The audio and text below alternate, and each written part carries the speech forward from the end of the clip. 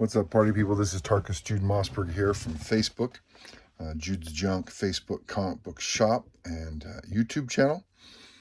Also now Whatnot, and website, and TikTok. So someone just asked a great question. I'm trying to remember it. What are comic books to you? Could you quit easy, or is it something more meaningful to you? Interesting question coming from someone who's been collecting for on and off for 45 years, since 1980. So what is that? 46 years, going on 47 years. Yeah, as a kid, I collected. I had a rough childhood, like maybe a lot of you guys did. And collecting was actually a way I wanted to start investing.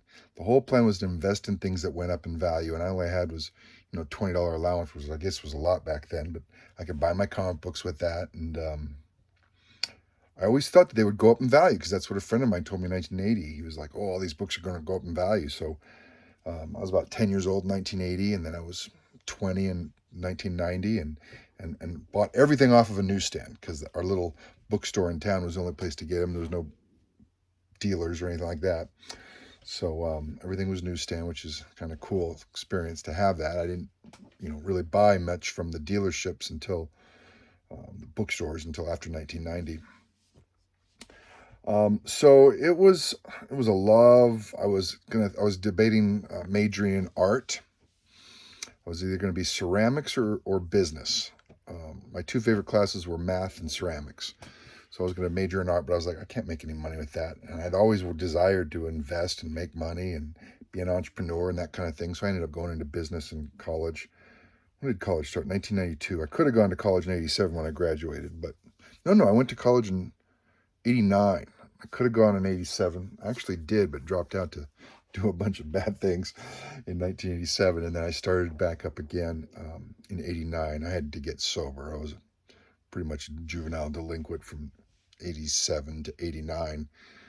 Got cirrhosis of the liver. It was so bad, at times being homeless and stuff. So I had to get sober at 89. So I wasn't collecting much during that 2 years of 87 to 89, mostly 1980 to 1986.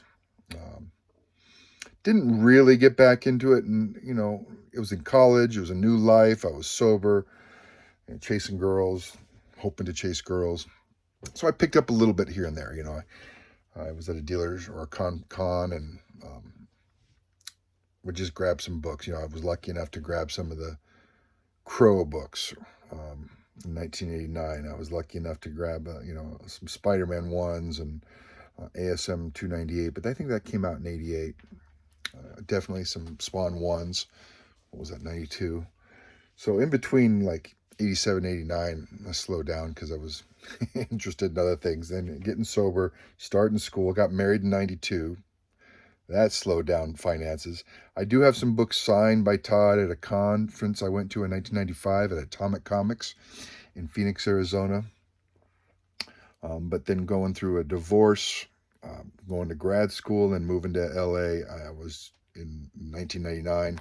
I didn't really collect them. Every now and then I'd pick up some interesting books, just I would happen to be somewhere and I was like, oh, and they'd sit unbagged because everything was boxed up and, everything was in storage, sometimes in the heat in Phoenix, sometimes in my apartment in California, sometimes at my parents' house. So they were in storage for a good 95, 05, 15, good 30 years, moving them around.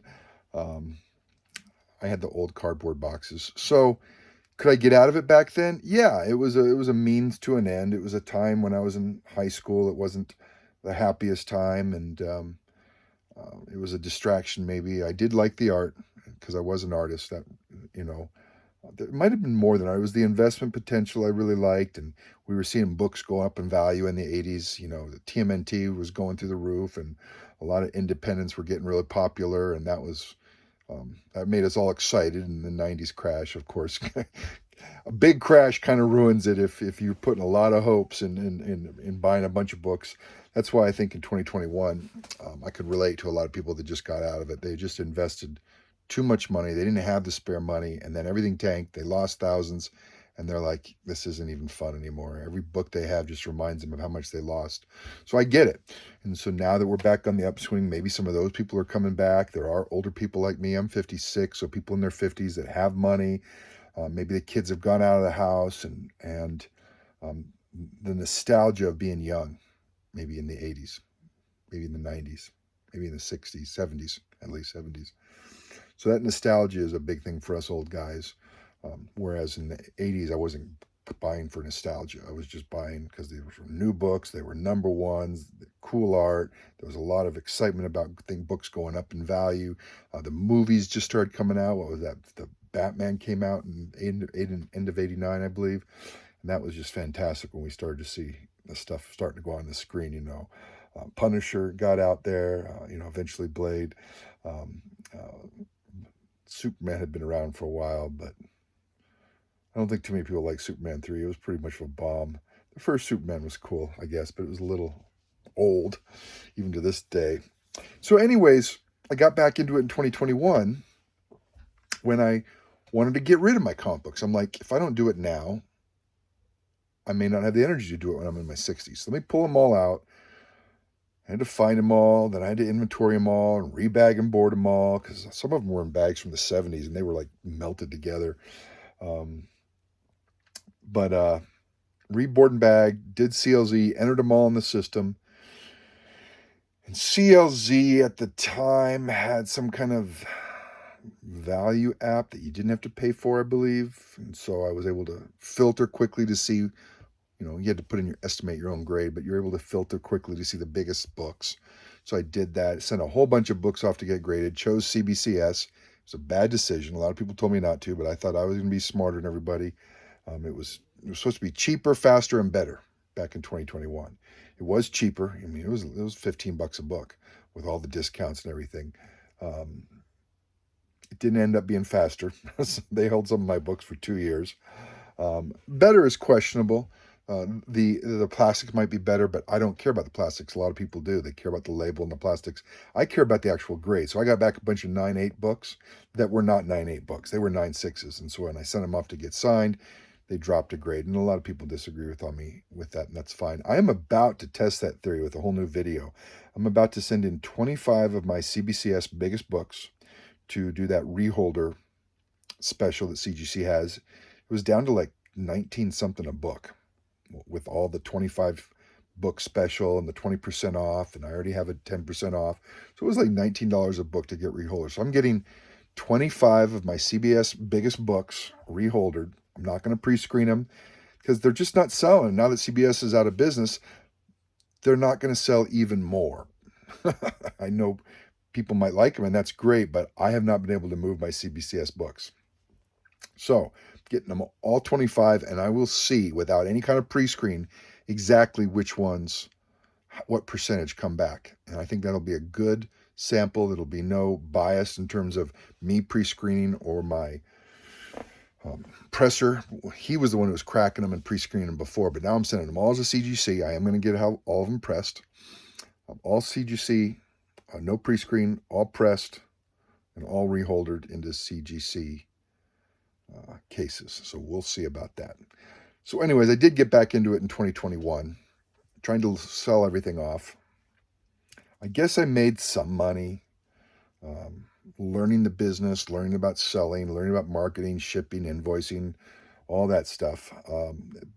But by the time the books were coming back, it was like 22, 23, and prices were dropping, and I probably did better than some people that didn't sell during that time. So I did sell as the books were going down. But I really didn't like a lot of the books that came back as 9.2s, 9.4s. I mean, I was basically giving those away just to recover the plastic. So a lot of time and energy, wasted time and money. Wasn't even happy with the books I sent in that I was pretty sure were going to be top, 9.8 books. And they came back 9.2s or 8.5s. And I'm like, what the heck? And so I learned my mistakes. I learned that there's other mistakes that, that could happen at a presser or in transit or anything. So I fell back into love with it again. There is the nostalgia. It's easy. It's hard in terms of time, but it's like a little break. It's dark in here, but it's middle of the day. Sometimes when my 8-year-old son overwhelms me because I am an old dude, I can come up here. I got to go to work. I got a business that I run, but it doesn't require but 3 months a year, so there's a lot of free time. So I spend a lot of time dealing with comic books now, and then it's turned into a business. It's turned into a business that I enjoy. So I wouldn't enjoy all my comic books if I wasn't buying and selling them. They'd just be sitting in boxes like they did for 30 years, pulling them out, looking at them. When did this come out? 1987. I probably wasn't buying books. That's the first cable. Just got it back from Todd Signature, 9.8. So got about 40 books back from McFarlane that I'm trying to market and send out now. So the time bothers me. I'm not a big fan of how much time it takes away from me, my son, my family, but I've been trying to fix that. I've been trying to put my time into a comic book smart, not be online spending so much time marketing the books, but marketing smarter. I had a couple hiccups with Facebook deleting a profile, so all my marketplace ads, I had like 900 marketplace ads, disappeared.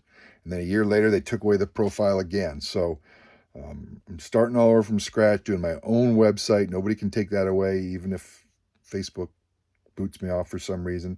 I got the Facebook shop up. Now I'm going to start looking into live sales because I keep seeing that guy on Instagram and Facebook Reels that says that's the future, live shops, live sales. So I'm going to try it. But you got to have followers.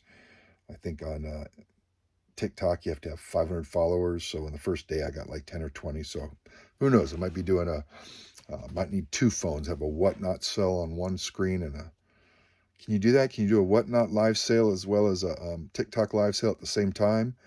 I'm going to try to figure that out. But I guess you could have 2 buyers that buy the same book, and that could be problematic. So we'll figure that out. Anyways, could I get out of it easy now? I'm kind of invested. I'm invested more now than before. There's a lot of money invested. Busy and life happens, and I can easily walk away. I don't rely on this for income.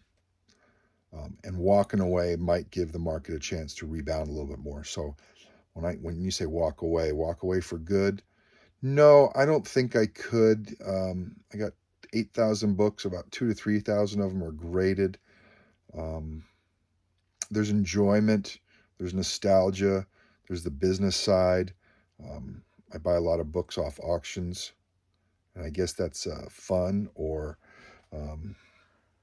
the adrenaline rush. I watched so many auctions, I started making that a business. So now I have a brokerage service where people come to me. I just got these books in from a client that had me buy these off of an auction. This is Amazing Spider-Man 149, 9.8. Pretty expensive book.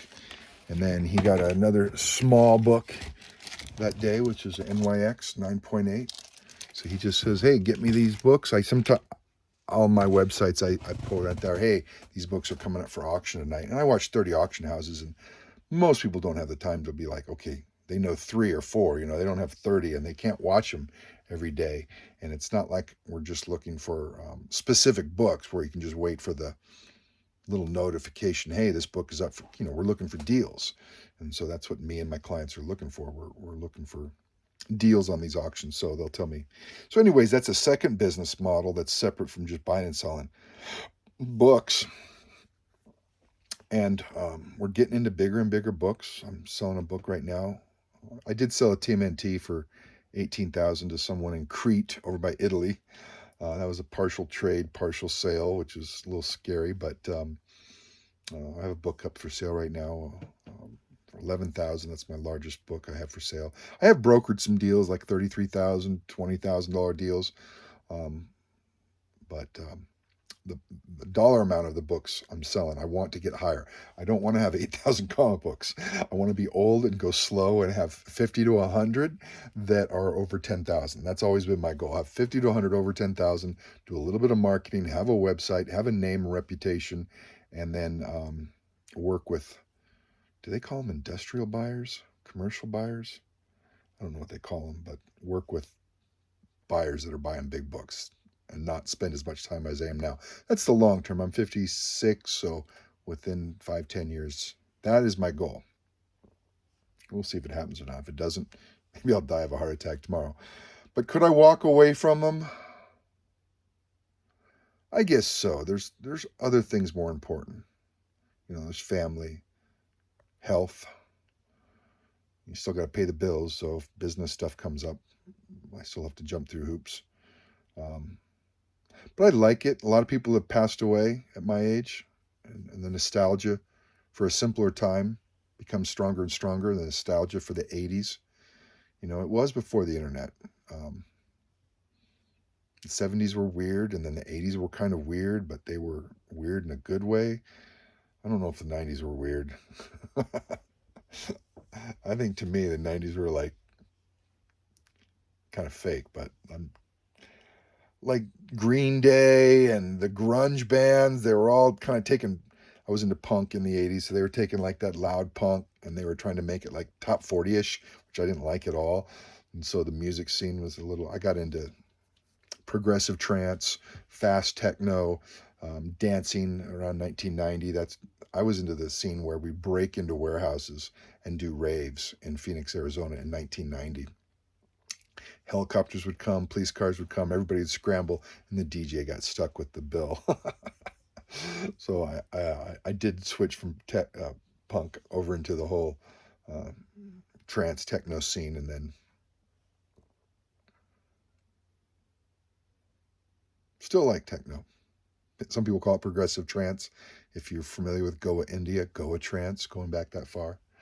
So, anyways, the nostalgia for the 80s, watching friends that I went to school with or hung out with, passing away, getting old, dealing with health things.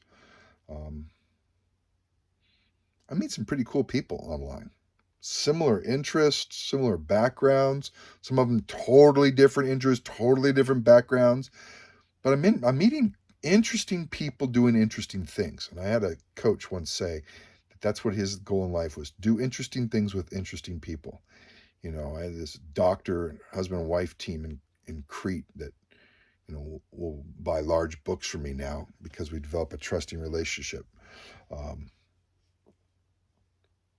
I have some clients that buy a lot from me. I have some clients that buy large books from me. I have clients that live in interesting places. I was born in Alaska, so I have clients will talk about Alaska, or I have clients overseas that I've gotten close with.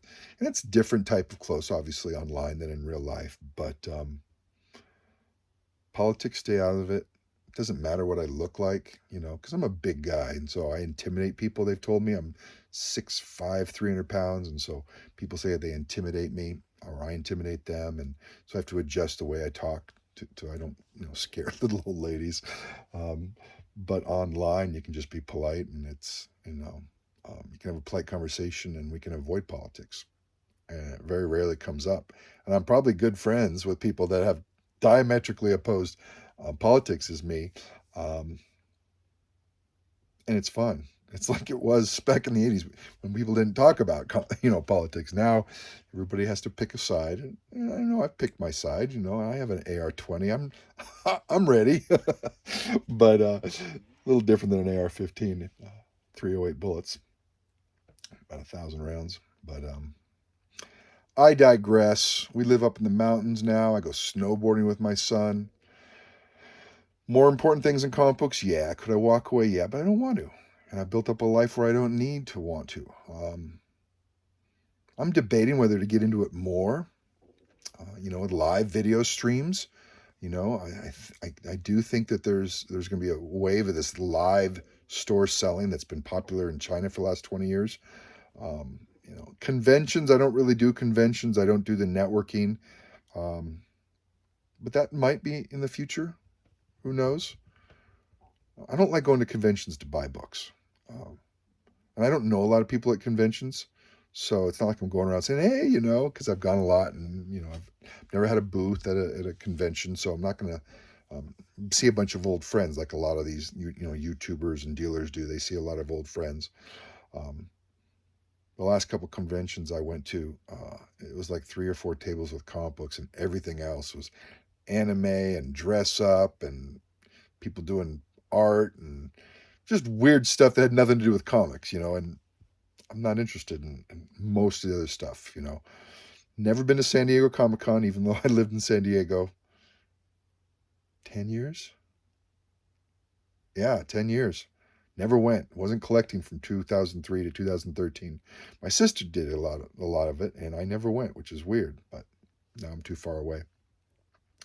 Anyways, I hope it's interesting. Some people say that they like personal stories about those of us on YouTube doing these kind of videos. Could I get out of the comic book industry? Probably if I needed to. Probably if I needed to. I just don't need to. And that's a great place to be. But that's not what I thought I'd be at in 1985 when I was 15 years old. You can't ever think of the future. It's okay to put things on the burner, hobbies on the burner until you can come back to it later. I had some health problems with my back and I had to stop snowboarding for a couple of years because we moved up here because of the ski resort. And I moved up here for the ski resort for the snowboarding. My handle on Facebook used to be Jude Snowboarder. And the whole reason we lived here is to snowboard. And my back got problems and I couldn't snowboard for 2 years. And I was trying to train my 3 and 4-year-old son. And he's not going up the lifts. We're doing the little magic carpet. And so you just walk away from the hobby for a couple of years. And you might get out of shape and might forget some things. And you come back in later when you're more prepared. And it's okay, man. We could be dealing with much bigger problems right now, like a lot of people around the world. So I did see Swagglehouse talk a little bit about this on one of his videos about some people getting over leveraged with debt and too much stress, and the comic book collecting can be it can be not fun if you're not careful mentally, and you can get addicted to it and over leverage yourself and be irresponsible with money. And I've talked to clients that have done that, and there is a sense of euphoria in maybe some of the things we do in the comic book industry. And you got to manage that if you want to be in long term. And if you don't manage it, most likely you'll burn out. But then you might come back like I did. I burned out. Life changes as well. Anyways, happy hunting, guys. Hope this is interesting for some. Take care.